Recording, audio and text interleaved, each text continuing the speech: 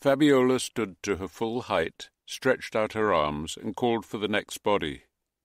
Again, Brosset and Michel descended to the grave, but found it impossible to separate the two remaining bodies without damaging the skeletons. As they tried, one of the skulls lolled to one side at a bizarre angle. Michel and Brosset exchanged worried glances, as if asking what they might have done wrong. The mayor wrapped the plank in some new plastic sheeting and lowered it down. Michel stood in the grave to ensure that the skeletons did not fall off as the mayor and Brosset lifted out the plank and then carried it to the table.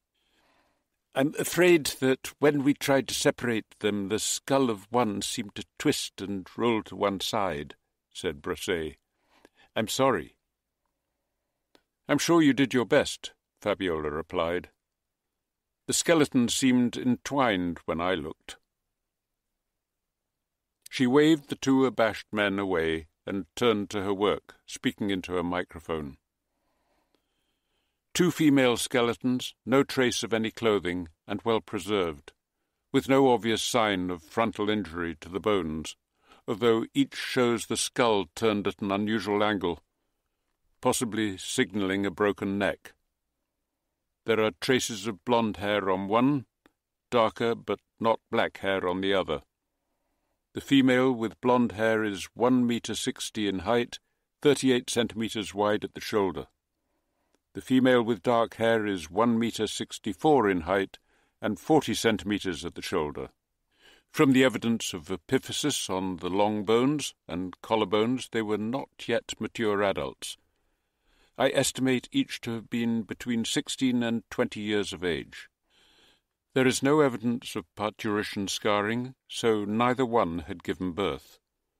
There are no visibly broken bones, but possible signs of unusual leverage on the arms and shoulders. Turning the bodies, cause of death becomes apparent.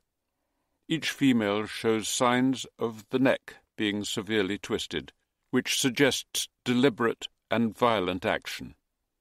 She paused, swallowed hard, and closed her eyes for a moment before continuing. My tentative initial conclusion is that each of these women died as a result of a broken neck, cause unknown. She turned off the microphone and placed a hand on the skull that rolled to one side. Then she stood silently for a long moment before turning to face Bruno and the other men with cold fury in her eyes. "I am not in the least religious, monsieur, but I think it would be fitting to ask Father Santu to come and say a few words over the bodies of these two women who died so young. I don't know who they were or where they came from, and I cannot say for sure why and how they died, but the fact that they were naked and their necks deliberately broken provokes the inevitable assumption that they were raped and murdered, like so many women in so many wars in so much of our human history." She pulled off her gloves and placed them gently over the holes in the twisted skulls where there had once been eyes.